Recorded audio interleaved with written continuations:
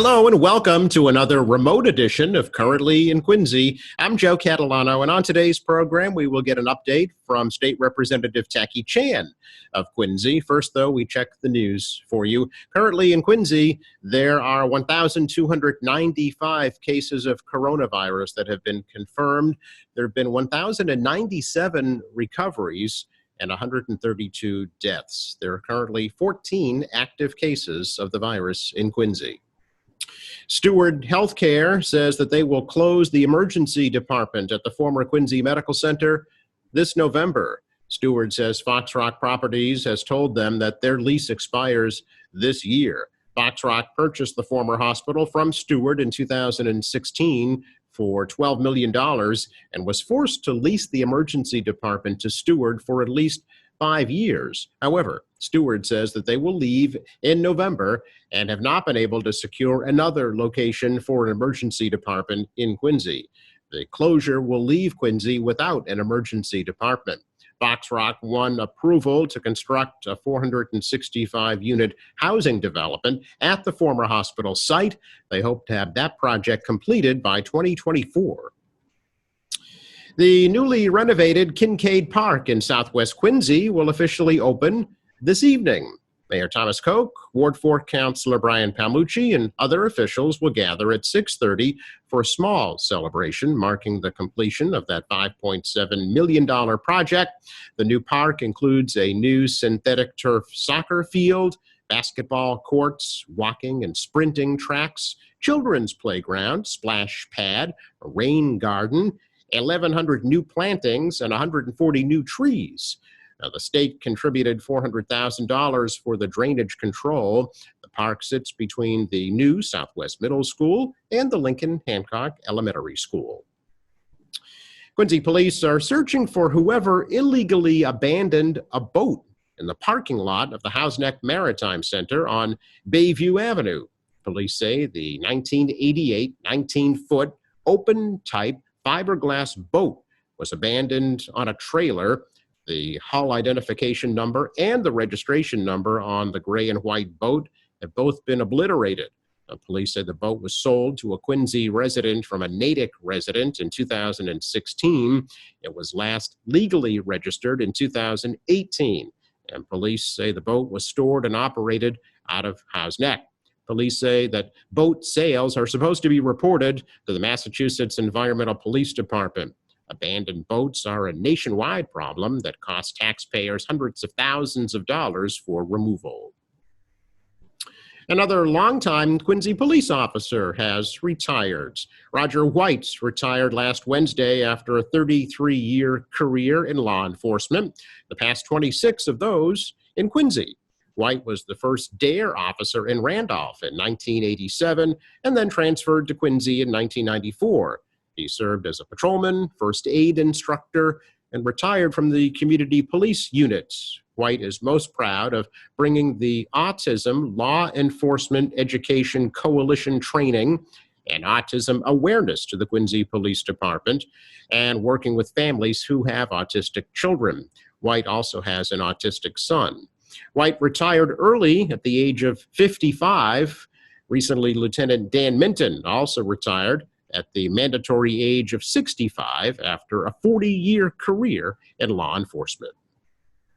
Coming up, we will have a chat with State Representative Tacky Chan of Quincy next. 2020 will certainly be a memorable one, for better or worse. While it seems the COVID-19 pandemic has brought the world to a standstill, life does go on. Whether you're working from home, trying to buy groceries, or keeping the kids entertained, life in Quincy continues, just in a different fashion. As life continues, it needs to be documented. In order to document and preserve life during the pandemic, the City of Quincy, the Thomas Crane Public Library, Quincy 400, and Quincy Access Television have partnered to form Quincy COVID Memories, a project to gather, document, and share stories and experiences of people living everyday life during the pandemic. We're asking you to share stories, photos, videos, and more that best represent your experiences during this unprecedented time. Your submission can be simple, but say a lot. Like this photo of a husband, a frontline worker, leaving for work at 5:30 a.m. Asked if he might step back during the time, he rejected the idea and said, "Someone's got to do it." Or this photo of a family out for a walk, just with added protection of face masks. Or this video of a family celebrating the 89th birthday of a loved one. These submissions tell the story of life during the pandemic. Help add to the story with your daily life. Visit www.quincyculturalmemory.com to submit your story today.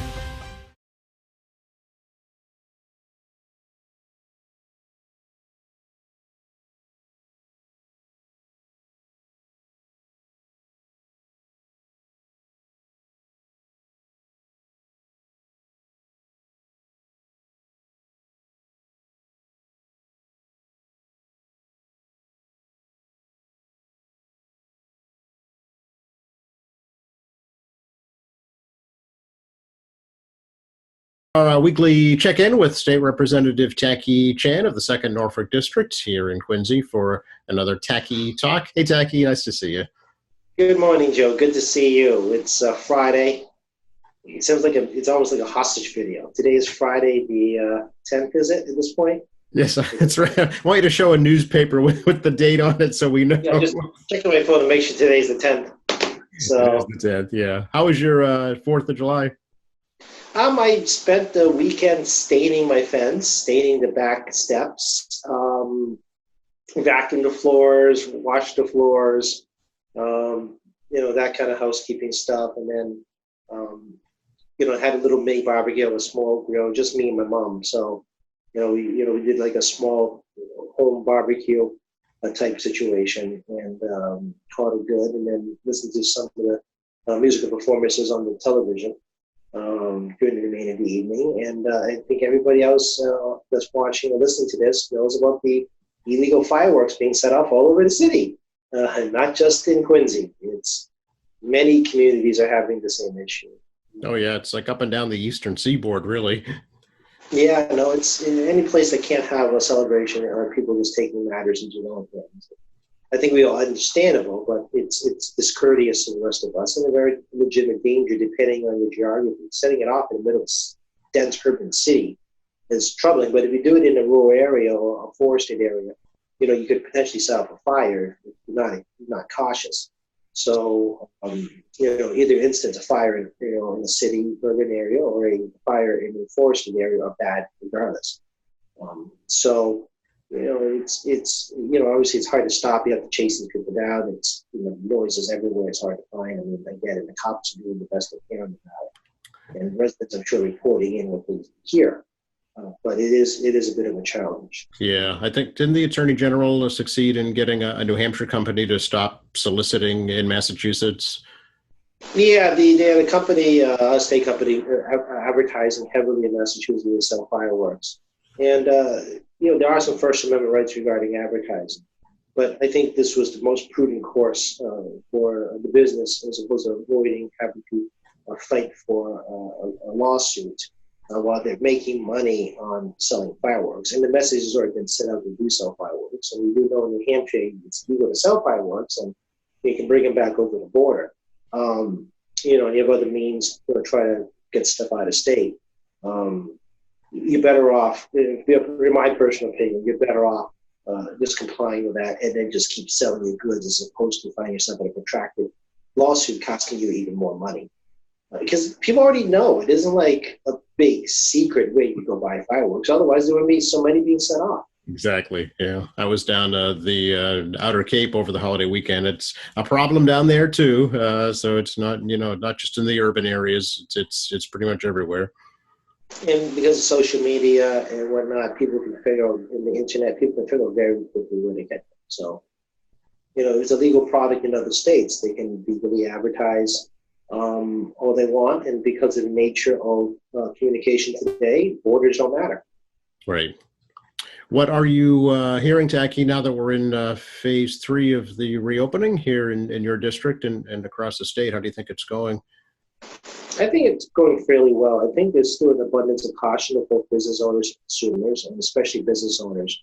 I think all hopefully are paying attention around the country and the world that people who are not doing cautious openings have found themselves in a close down again. If it's not just a party community, perhaps the whole state or the whole country, depending on circumstances. And we would, all of us, I think, would like to avoid having to close again. And it is imperative that everyone, do their part to ensure that we don't close again. And the only way is to try to work with the store owners. Consumers also work with the store owners, please, to not just for their safety and your safety, but also ensuring that they don't have to close their business because of your actions or not wearing a mask or being discourteous to other people in the store. Everyone is stressed out, and I do understand that. I think people do understand that. But we have to cooperate together, not just this government with business, but the business of the consumers and vice versa, so people can keep people's jobs and keep business open the best we can. But some are challenged. For example, if you're a small business, as a restaurant, it's very difficult to do social distancing inside a small facility, which is going to be a big problem.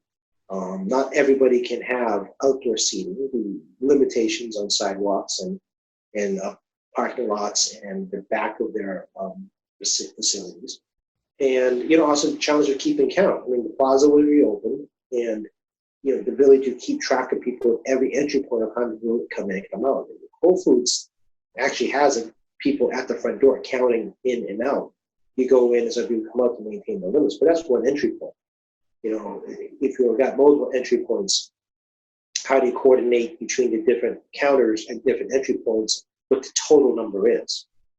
So, I mean, it can be challenging. And, as we've all been experienced on our shopping trips, getting groceries, because that's what we've been doing for months. Right. People are doing the best to be mindful. And, I'll admit I have to keep an eye for the one-way arrows in the floor, too, because I see it. And I'm already stepped into it and realized that I shouldn't have and have to turn around. Yeah, it happens. Yeah. It happens. And I try, I do try, but I do make mistakes, and I try to catch myself and, follow the rules the stores put out. Do you think this is going to be kind of a prolonged phase? It seems like there's no real rush to head into the fourth and final right now. The fourth and final phase was rather arduous because it's the whole vaccine/therapy pyramid, and coronavirus vaccines are extremely difficult to create. I know people hear reports out of London and Oxford University, and you have Madaro, that's said that way in Massachusetts. That seems to be coming to something. I think, yeah. Yeah, and then you have Beijing has actually put out also a test run in their country. So, I mean, there's dozens of biotech companies on all parts of the globe working, some together and some apart, but definitely sharing data among themselves on their trials. But, I mean, we can get a therapy right away in terms of how to treat it, particularly if you can treat it at home. That would go an extremely long way if we don't have a vaccine. And, despite what people think, I mean, the general consensus that a vaccine that's been properly tested, properly knowledge doesn't have side effects takes a long time. The idea that you're going to put a vaccine out there that has not been thoroughly tested, not knowing the full side effects, will cause more harm than good. And this only fuels more fear about vaccinations and fear on medication. Yeah. So, I do understand there's an urgency, but if you want to put people's lives at risk or cause unnecessary fear, you start to rush this, it can lead to consequences that were never intended, and that consequence can result in greater harm. Yeah, it seems like kind of, just going by the guidelines that started out this whole thing, facial covering and proper personal hygiene is going to be with us for the indefinite. Well, I'm hoping personal hygiene stays with us forever. Right. I mean, that's the part I said before that, and I've heard from other people that were just baffled by. I'm hoping personal hygiene becomes a permanent feature for all of us, which I find weird. But the mask wearing, is science. It does help reduce the spread. And our demonstration in Massachusetts is by giving the virus less places to jump onto another human being, means it dies off when the person with the virus, sadly, who are ill, dies. and the lack of places for it to go contains it. It just kind of naturally goes away. And it's very simple, very, very simple process to do. I mean, this is the most least medically invasive way of trying to contain this, or more likely kill it off. Right. Contact tracing, is that kind of subsiding now? Do you think it's kind of reached its peak? No, I mean, contact tracing needs to continue even if the counts are low, because the infection rate is so high. So some folks are probably sitting around thinking, oh, well, you have only less than 200 people infected in the last count. And well, what's the big deal? It's a population of 6 million. That's such a small number. It is the highly contagious situation and the asymptomatic issue, and not knowing the length of time it takes for the disease to carry into your body and mature into potentially a life-threatening situation, or does not create a life-threatening situation, and you yourself are going to have no symptoms and proceed to carry on to the next person. So, I mean, this is kind of the challenge associated. Let me just get off the ringer here. As the challenge associated with this disease is unlike any other. The fact that you don't have that symptoms to spread the disease. And there are new studies going out about the length of time that's in the air, how we've seen stories about the length of time on surfaces in a clinical sterile situation, which, obviously real life is not clinical and sterile. But I mean, there's so much we don't know. And as I said before, if you listen to my interviews back at the beginning of this pandemic in March and April, the information I have now is totally different than the information I had back then. True. What we know about the disease and how it's transmitted and its lifespan. It is one of the most hardy coronaviruses I think anybody's ever seen. And I think that can't be understated. It is a virus that has retained its integrity for a long period of time outside the human body. The situation in the nursing homes, assisted living facility seems to have been improving recently. Is that because better protocols were in place, do you think? No, absolutely. I mean, the nursing homes are still in phase 4. I'm hoping that it's a partial end of phase 3 on providing some services in nursing homes. There's a lot of contractors and outside providers that provide services to the people inside the nursing home. So, if they can follow the protocols, maybe they get like a piece of the end of phase 3, because I think the phases aren't going to be like one phase inside a phase. But in certain facilities, like, large indoor gatherings are in phase 4, such as sporting events. Phase 4, where you have contained area with no outdoor air circulation, and just basically passing. Saw that with the Boston Celtics. The number of people that got infected, contact with players who had the disease, even though they showed no symptoms and no severe illnesses. So, this is kind of the challenge. Assisted living facility has been issued guidelines to provide visitation components for certain conditions, some external services that provides to people that comes in. But again, they're under very stringent guidelines. Nursing homes continue to be only immediate staff necessary to operate the facility, and rigorous testing associated. But the 63% of all deaths in Massachusetts come out of nursing home, which is one of the major tragedies. Yeah. Well, particularly people who are trusted the care of others to that part of it. Yeah. Is it true there's a move underfoot to exempt nursing homes from liability or some kind of criminal negligence on Beacon Hill? I've not heard that. There may very be possible conversation with various folks about that, because we've not even talked about liability issues associated with coronavirus. I think you've seen, Legal Seafoods, for example, bought pandemic insurance prior to the pandemic and is unable to collect. I think this is not health insurance. This is property insurance and liability insurance. And a lot of liability insurance does have so-called act of God provisions, of which include things like pandemics, certain types of act of God. Because of the SARS situation, big insurance companies work overseas. They've seen other epidemics in other geographies and started putting provisions into their policies that exempt them from having to pay out in certain circumstances. Obviously, none of us anticipated this. I think we've seen it just kind of like, oh, well, it's makes sense, boilerplate, not a big deal, it's not going to happen. Here, of course, not happens. Right. There's a lot of industries that have exposed their workers to some danger. I mean, Amazon had incident warehouses, obviously supermarkets. I'm sure other businesses, not just the ones reported in news, have had incidences of people getting coronavirus. Yeah, public transportation's another big one. So, yeah. Well, MBTA, for example, has some liability protections under the law, but there have been over 40 MBTA employees impacted at minimum that I'm aware of. Yep. Getting COVID-19. So there is that question mark that's still lingering out there that none of us have an answer to just yet. We talk a little bit, Tacky, about the police reform bill, the different versions between the House and Senate right now. Yeah, the House has no version finalized yet. I continue to talk to my colleague Carlos Gonzalez from Springfield, who's the head of the Black Latino Caucus, about what they're thinking, and the Asian Caucus is going to have yet another meeting to discuss what we're thinking. And they continue to have these days text messages, always text messaging between various folks, including the Speaker's office, about various thoughts on the matter. The Senate did put out a bill this week, as people see in the news, and this today, actually now, it's after 11 o'clock, the Senate is attempting to debate this issue as we do in this video.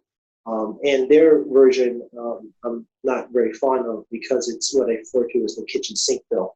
They took every bill out there related to any kind of criminal justice issue and just crammed it into a 76-page, lack of a better term, Frankenstein's monster, with no real connection between one issue to another issue.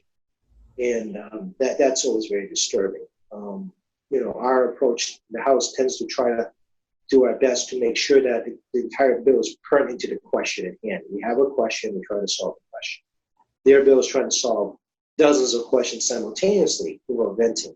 And the other problem with their bill is, in fact, a lot of the provisions in there has been invented by other committees and sent to study orders, meaning the bill is not going to further, or they're retained by committees for further review.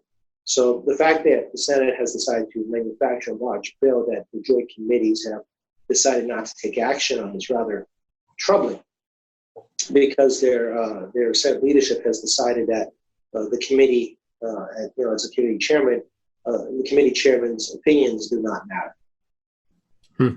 We do all the research at the committee level, so they're trying to push it out of Senate President's office in ways and means. Ignores the committee work. Yeah, are the police unions, do you think, well represented? Are they having input into this discussion? No, they're not. Nobody had input into this. Oh. I can tell you. I mean, conversations with my other colleagues and friends about these issues clearly demonstrate there's no conversation. At least in the House, my good friend Carlos Gonzalez is taking the lead in conversing with police unions, conversing with superior officers, conversing with the sheriff's offices, and so forth to try to figure out what's acceptable, what's not, and also engage in candid conversations about what they see. That really needs to change, not just on police procedures, but also workplace environment and police departments. What they think are lacking training standards currently, the lack of uniformity, what they think is a lack of uniformity, as well as relationship with the general public. So those conversations have been going on with Carlos, and he's the lead on that matter, of which I am getting information from him.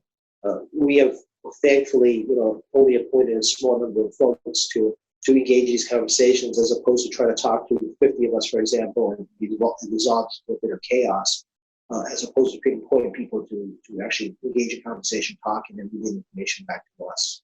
Yeah, I know one provision in the Senate bill is public schools would have the option to opt out of having a police officer on school ground. How do you feel about that? Well, thankfully, I mean, the city does have some police presence that's necessary, but in Quincy, I think our schools are fairly safe. I do believe that if you're in a school system that's a bit more potential issues, that the citizen town should have their own right to determine the security levels, to mandate by state law to prevent school committees, mayors, police chiefs, and parents to advocate for police safety in their schools is very troubling. It should be left to the state to decide what is safe and not safe, given the fact that we do not have personal knowledge on the individual level to make those decisions. I do believe, of course, that we should have more funding for services in schools in this trying economic period that's very hard. because we still don't know what the budget deficit's going to look like. That was my next question, actually. Yeah. We don't know because everyone needs more money, but we don't know what we're dealing with. I mean, potentially between 15 and 20% tax revenue a shortfall is a frightening proposition. Yeah. So, I have a hard time figuring out why the state senate thinks they know what's going on in every school district to make a blanket statement about how communities should try to keep their schools safe. I don't get it. It seems like a common sense issue to me.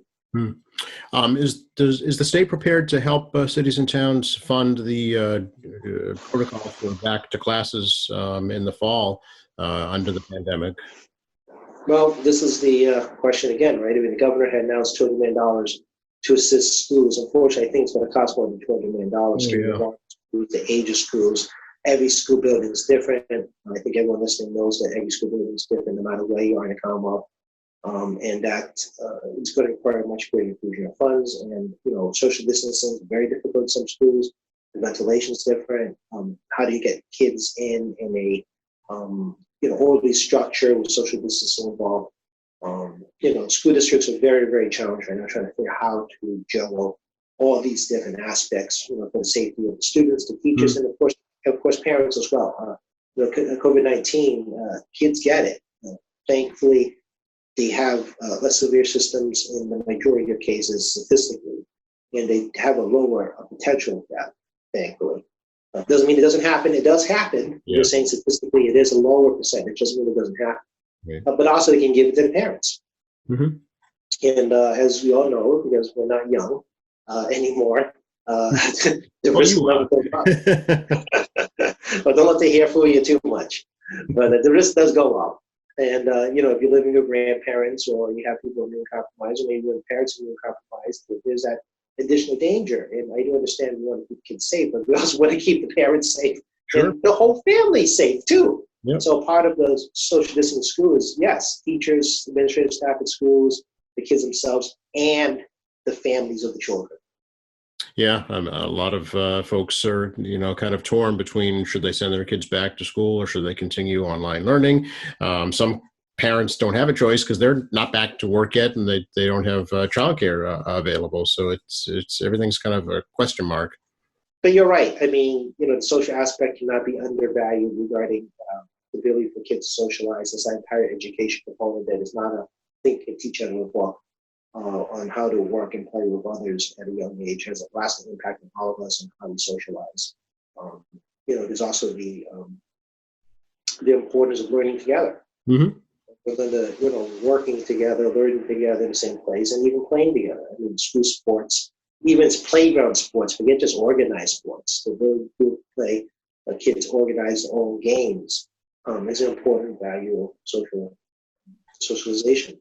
And the question is, what is going to be the mental impact on all people, not just us as adults, but also kids as a result of this changed work environment and the stresses associated with it, and also the importance of looking at how this is going to affect their education going forward in terms of the bigger picture of life.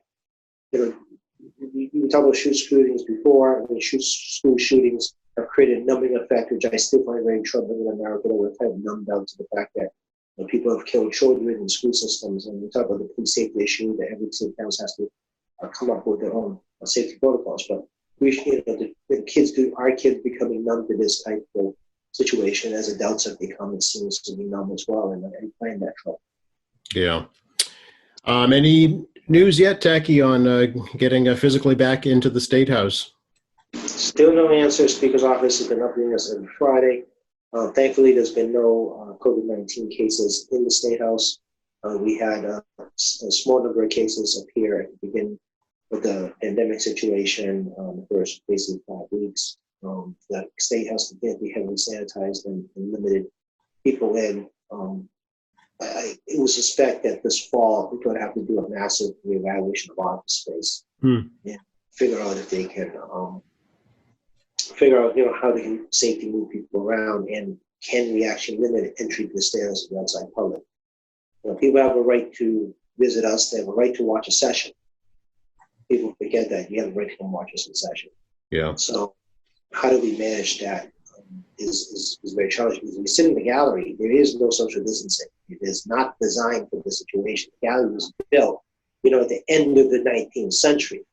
So this is, the house site is not a young building. And the front of the building where the Senate is, was built at the end of the American Revolution. So, I mean, this is a building designed for a different time. Right. It's more challenging than some modern buildings. I mean, we've been talking more about needing better technology for staff and myself. We are using our own equipment, not cheap government equipment.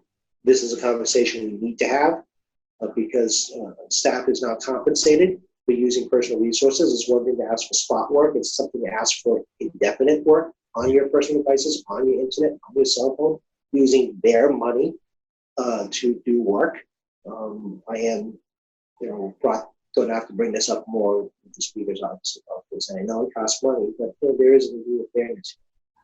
If you're in the private sector, especially, it's acknowledgement that the business is responsible. And also security issues. If the business provides you electronic equipment, the business has security protocols associated with that. So if it's stolen or you don't return it, they have protocols associated with those devices. So we're looking at stuff, different software packages. And I'm not sure if we can actually spend any money to address this issue. Right. Yeah. The need was also, laid bare in the public school system as well when they had to quickly switch to online. A lot of smaller communities didn't have those resources available. And internet access, telemedicine, with school access, online learning, calls like we're doing now over Zoom or Microsoft Teams or Google Conference or Cisco. Others, yeah. Yeah, you can tell they've been using a lot of softwares. It's a strain on the telecom system. So if we don't have internet like my colleagues at the edge of the Cape or my colleagues in Western Mass, this is getting harder to work. And and if you can't afford good enough quality technology, telemedicine is harder because the cameras are not as good. So this is going to be an ongoing issue. Yeah. We should remind folks the taxes are due July 15th, right? They were extended till July 15th, state and federal. Yes. The state and federal government have extended taxes July 15th.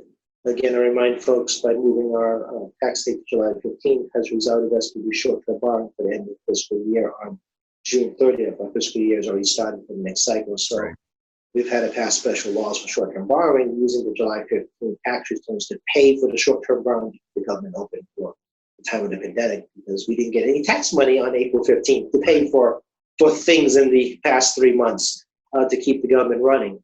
A lot of fees have been delayed to a future date. A lot of license fees have been delayed. So we are not getting that revenue also. Sales tax is a problem because the businesses have not been operating at normal capacity. And also that we're going to be doing some more delays on them filing their sales taxes. I think we're going to be doing continuation of more of that down the road. I think that's something under consideration now. We're not receiving motel taxes. We're not receiving taxes from rental cars. Obviously, there's meals tax going on. Yeah, lottery revenues are down, I'm sure. So yeah. And groceries are exempted from sales tax. And we're going to be changing that. So, the state is directly impacted by our ability to do business, which once again, back to the beginning conversation, please look for businesses to make sure there's a safe environment so we don't have to close again. Wait, did you say grocery sales tax might be changing? No, we're not changing the grocery sales tax. No, we're not doing that. But people don't realize that they don't pay sales tax for the majority of the goods. Oh, right, yeah. Certain loose items like candy certain limited number of loose items are sales tax. Obviously, non-perishable goods are sales tax. Yeah, cleaning supplies, stuff like that. Yeah. Yeah, but when you buy milk, it is not sales tax. Right. So as a result, people are purchasing lots of flour and yeast, but they're not subject to sales tax if it's a perishable, consumable item. Yep. But we're obviously not changing that at all. Okay. But if you think that we're getting sales tax off of that's not true. Right, right, okay. Look at your receipt and figure it out. Yeah, exactly. The census, Taxi, I'd like to end with the census if we could. Yeah, we're doing better from last week. We're upticking like a tenth of a point at a time. So Okay. my little note card here. Nationally, we're at 62%. In Massachusetts, we're at 64% response. So thank you. We're still ahead of the national average. Quincy is behind the state average at 62.9%. We continue to run a bit over 1 percentage point behind the state, which is seems to be consistent with what's going on. So many of us do have to do our part. Our neighbors around us continue to do quite well. Braintree is at 74.5%, Weymouth's at 70.2%, Middleton's at 78.6%, and Randolph is at 65.1%. Even though Randolph's the lowest of our surrounding communities, we can definitely take notes in my, Randolph in my mind if people continue to participate. The census track is showing that the strong response rates out of a place like Squantum area, West Quincy, around the golf course, the county golf course down there, House Neck, Marymount has been having a strong response rate. My area in Wallaston, where I live, the beach will know, along the beach, have been good response rates as well. The weaker areas tend to be, again, in the West Quincy, Brewers Corner area, the Quincy Center, parts of High Point, it looks like on the census block, is having a harder time on getting these numbers up. There's floating around the 50% zone, which goes down to the whole average. If people think how Boston's doing, they're about 52%. Boston's very much behind. So it's more imperative now Quincy to continue to get our numbers up. Sure. If our numbers would go up even more, it's actually going to change our legislative seats too, in terms of how our lines are drawn. And obviously, our preference in Quincy is to not have people from outside of Quincy representing Quincy. We like to keep our Quincy legislators who are residents of the city representing the city. So that's more of a personal, political issue than a more practical big picture. But if you want to keep your Quincy legislators residents of your city, we need to make sure we get our census counts up. Okay. 2020 census.gov and through October 1st, I think now is the deadline. We have to extend the time period for that. And again, we're going to be doing some phone banking for people who have not responded yet. Again, we do not ask for financial information. We will not ask for personal identity issues in terms of accessing bank records, or ask for credit cards, or ask for gift cards, or ask for anything out of you other than to fill out the forms. And if you need assistance to do that, they can try to get you the working website. The website has 14 language options. So you can do that. If you need a paper form, arrangements can be made. There's ways to help you out. Or you can do a telephone. 2020census.gov has telephone numbers you can call, also a toll-free for you to be reporting by phone. So also remind folks, mail-in ballots are in the way. Yeah, that's right. Yeah. So, today's the 10th. By the 15th, Secretary of State will be mailing out ballots. You can also call the city clerk's office. The forms are available. You must make an affirmative act to get a mail-in ballot. And on that form, you can check off which ballots you want. Once you check off that you want those ballot forms, the clerk has registered you as receiving those forms. And you should not go to the polls if you're getting a mail-in ballot, please. No voting twice. Exactly. Yeah. Do not try to vote twice. Do not try to confuse the clerks, please. If you're going to get a mail-in ballot, please stick to your mail-in ballot. Right. And if when you get your mail-in ballot form, you can choose primary, or the general, or both. Mm-hmm. And you can choose your party, obviously, too, right? Absolutely. The party for the primary is on the box. Yep. So I've seen the form. It has all the other check boxes, and if you have a candidate here that's not for one of the four parties listed, I think there's a space to write it what your party is, and you can vote for that. Okay. Outside the major parties, but again, I remind folks, you should stick to your plan. If you're playing a mail-in ballot, please stay to vote by mail and do not show up at the polls to confuse all of us. Yes. Yeah, it'll just make things longer on election night to tabulate the results. So yeah, exactly. Yeah, and it'll cause aggravation of people to polls because they have the books of who's got a ballot. They don't know who vote for the ballot. So if you start creating those confusions, and if you still got questions, definitely call the city clerk's office. Yep, absolutely. city clerk's website has stuff up, Secretary of State's website up, and Yep. voting advocates are putting stuff on the websites. We're getting our material up on our website as well on information on voting. It's definitely in the format. Quincy Sun has information this week. Mhm. So, it is a first attempt at this. We're all learning as we go. I do expect people having problems learning how to do this for some reason, but I can see that. But please try to exercise your right to vote, and like I said, be mindful and remember that when you ask for a mail-in ballot, please utilize your mail-in ballot. Very good. All right. Anything else we should touch on today, Tacky? Well, but today's a tropical thunderstorm type thing we're rolling through, so everyone please be safe. I'm sure when you listen to this, things already gone by, but I do wish people well. And the August Moon Festival will be virtual this year. They're working with QATV. I'll bring this up again down the road as we get closer. Yep. So as you guys work on virtual local entertainment and local news, and try to get local folks to get their video to you, and we encourage people to watch QATV to stay in tune on stuff that isn't usually not listening to me. Basically, is what I'm saying. Or anyone, other local officials that we have maybe good information for you, but also, reminding people what's going on in the community. And QATV provides that such a valuable service to show what else is going on in our city. Appreciate that. Yeah. Although we're still closed to the public, our staff is in every single day and keeping programming up to date and relevant. So we're there for you for sure. So appreciate you mentioning that, Tacky. How do folks touch base with you? Again, please do call the office at 617-722-2014, 617-722-2014. Hit any of the staffers on the keypad, and we will get back to you. Again, we're prioritizing situations. The situation on the identity theft, on the unemployment benefits have continued to be a major call-in as we're trying to help people resolve that. And that's been the priority email we're trying to deal with as well. The numbers keep going up as we saw the fraud cases, over $150 million stolen from taxes, unemployment benefit, trust fund taxes, which only hurts the rest of us who need to get benefits because we qualify. Also, just defrauding the government as well. Yeah. So that's been a real chore for us to try to get people help on that, and the investigation can only move so fast.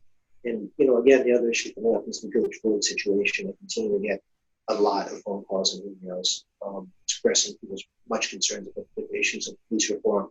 This is why the House is being very cautious, and when we are listening and paying attention to people calling in and adding it to our thought processes of what's going on. So, we are getting uptick on all kinds of requests, but those are the two that are consumed a lot. Sure. All right. Be well, stay safe, and we'll catch up next week. Be well, be safe, and we'll talk again soon. Thank you. Thanks, Tacky. Special thanks to State Representative Tacky Chan for joining us today. Thank you to our crew working remotely from home, and thank you for watching. A reminder to please participate in the Quincy COVID Memories Project, the Thomas Crane Public Library, Quincy 400, the City of Quincy, and all of us here at Quincy Access Television have all teamed up to collect videos, photographs, artwork, essays, or any other experience of Quincy residents during the pandemic. You can upload your submissions at quincyculturalmemory.com, or you can send them to the Thomas Crane Public Library. Attention, Local History, 40 Washington Street, Quincy, 02169. And also an invitation to please visit our newly redesigned website. Go to qatv.org anytime. You'll find all of our latest programs, news and information, video on demand, online classes, and now live streaming. For all of us here at Quincy Access Television, I'm Joe Catalano. Please stay safe.